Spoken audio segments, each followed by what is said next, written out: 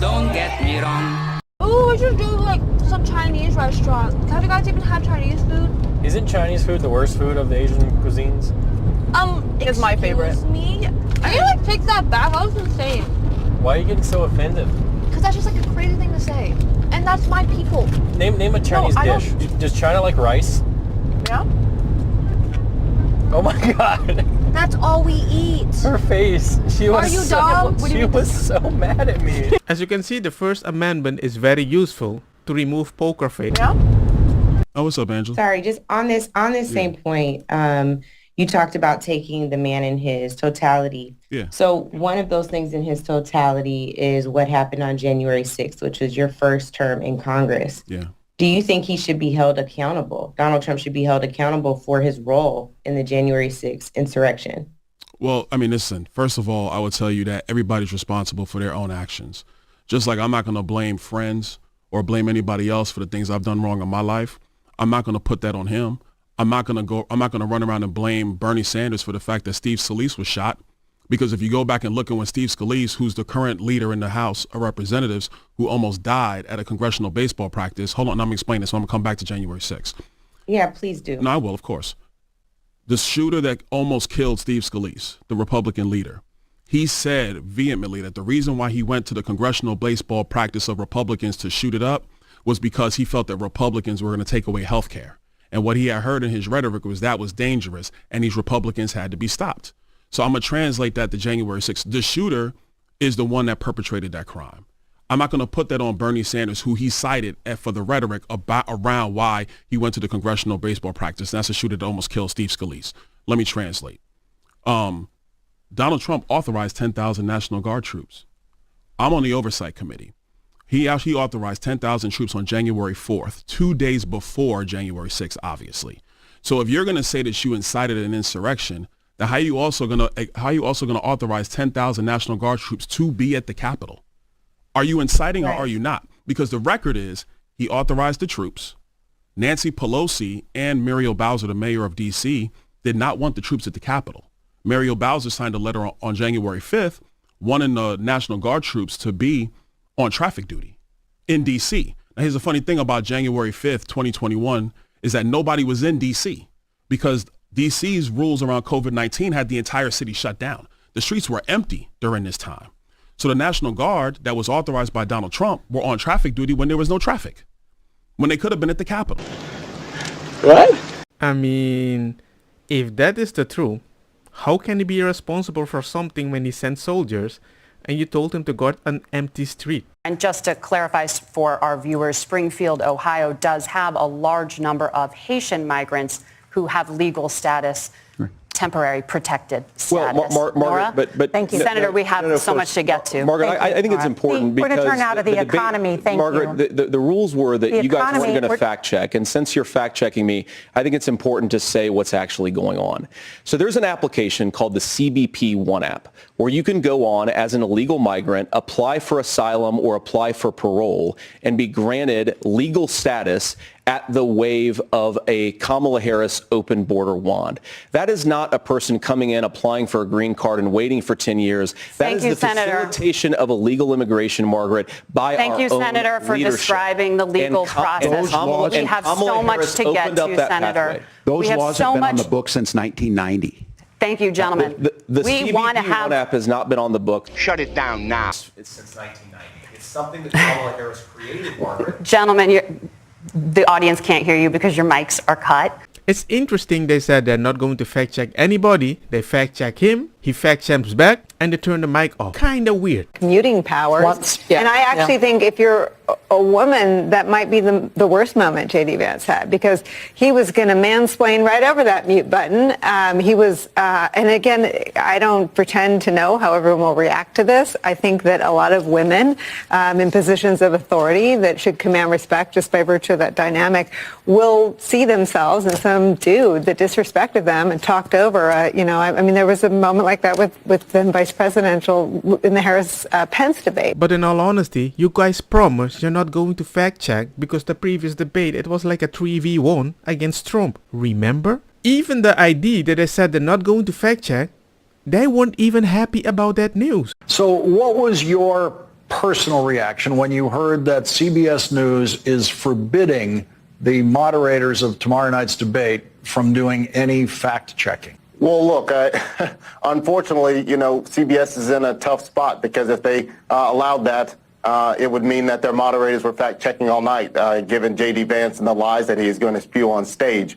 But what I will say is that it's unfortunate that we have to have conversations like this because of the type of lying and discord that Donald Trump and J.D. Vance bring to our political system. But I think that Governor Walz is going to be prepared not only to hold J.D. Vance accountable for the lies that he continues to spew while he is doubling down on Donald Trump's divisive agenda, he is also going to be prepared to talk about his vision for this country alongside Vice President Harris to usher in a new way forward that all Americans can not just get by, but to get ahead. And so Governor Walz will be ready. Of course he's ready. He doesn't have to spew it. The panel will do it.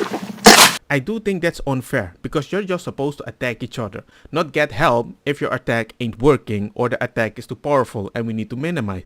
I mean, rules are rules, but the rules are only for the Communism forever. You might not see me because I'm black, but you can see the like button and the comment section. So please like and comment. Governor Walz, you said you were in Hong Kong during the deadly Tiananmen Square protests in the spring of 1989. But Minnesota Public Radio and other media outlets are reporting that you actually didn't travel to Asia until August of that year. Can you explain that discrepancy? Yeah, well, and to the folks out there who didn't get at the top of this, look, I grew up in small rural Nebraska, town of 400, town that you rode your bike with your buddies till the streetlights come on, and I'm proud of that service. I joined the National Guard at 17, worked on family farms, and then I used the GI Bill to become a teacher, passionate about it, a young teacher. My first year out, I got the opportunity in the summer of '89 to travel to China. 35 years ago, be able to do that. I came back home and then started a program to take young people there. We would take basketball teams, we would take baseball teams, we would take dancers, and we would go back and forth to China. The issue for that was to try and learn. Now look, my community knows who I am. They saw where I was at. Look, I will be the first to tell you, I have poured my heart into my community. I've tried to do the best I can, but I've not been perfect. And I'm a knucklehead at times, but it's always been about that. Those same people elected me to Congress for 12 years. And in Congress, I was one of the most bipartisan people, working on things like farm bills that we got done, working on veterans benefits. And then the people of Minnesota were able to elect me to governor twice. So look, my commitment has been from the beginning to make sure that I'm there for the people, to make sure that I get this right. I will say more than anything, many times I will talk a lot, I will get caught up in the rhetoric, but being there, the impact it made, the difference it made in my life, I learned a lot about China. I hear the critiques of this. I would make the case that Donald Trump should have come on one of those trips with us. I guarantee you he wouldn't be praising Xi Jinping about COVID, and I guarantee you he wouldn't start a trade war that he ends up losing. So this is about trying to understand the world. It's about trying to do the best you can for your community, and then it's putting yourself out there and letting your folks understand what it is. My commitment, whether it be through teaching, which I was good at, or I do believe we have a winner. being a good member of Congress, those are the things that I think are the values that people care about. Governor, just to follow up on that, the question was, can you explain the discrepancy? All I said on this was I got there that summer and misspoke on this. So I will just, that's what I've said. So I was in Hong Kong and China during the democracy protests went in. And from that, I learned a lot of what needed to be in governance. If you ask a question to somebody and they almost go to a monologue about almost 2 minutes, would you think they're reflecting? I mean, it's wild. You can't, if my wife asks me, where have you been? And he explains something for 2 minutes. Trust me, people. Guilty, guilty, guilty, guilty. Are we thriving? Are members in your state, black folks in your state, I would argue thriving? we're not really thriving right now. This inflation, which by the way was brought to us by Kamala Harris, has really slowed down people from being able to excel. By Kamala? Yes. The vice president. Oh, Charlemagne. It's still the president. Charlemagne, listen, man. When Joe Biden wanted to do his American Rescue Plan, Kamala Harris was the tie-breaking vote in the United States Senate. She broke the tie that started this inflation that has hurt so many people in our country. Everybody listening to your show, It's not true? First of all, it's the you sure you want to go there? Tie-breaking vote. You sure you want to go there? Go outside, Congressman, when you go outside. You sure you want to go there? district, Okay, let's go there. You had it You got notes. notes. You got notes, Angela, right? Oh, shit! He brought receipt! That's fine. I have notes I'm too. gonna give it. I'm gonna give it to Charlamagne. I have today I'm gonna give it to Charlamagne. is that on I don't every even want to question hold it. I've asked, because Angela, hold on now. For every infrastructure project in your community, You can go to should third go page, out just the and highlighted thank portion. Joe Biden and Kamala Harris and the Congress that voted for the American Rescue Plan. Angela, That's what should be happening. Larry Summers wrote an op-ed back in 2021. Larry Summers was the Treasury Secretary for Bill Clinton. He was an economic advisor to Barack Obama. Mm-hmm. He said that the American Rescue Plan that Joe Biden wanted, that Kamala Harris was the tie-breaking vote in the United States Senate, would create a massive inflation that we have not seen in a generation. Well, guess what? Larry Summers was correct. You know who also was correct, Angela? I was, because I was in the budget committee when they brought the bill. And I said in that committee, it's going to cause massive inflation. That's what happened. So the problem we have in our economy today is that prices have gone up massively. Wages adjusted for inflation is down. People's pocketbooks are hurting. But we have a presidential election in 40 days.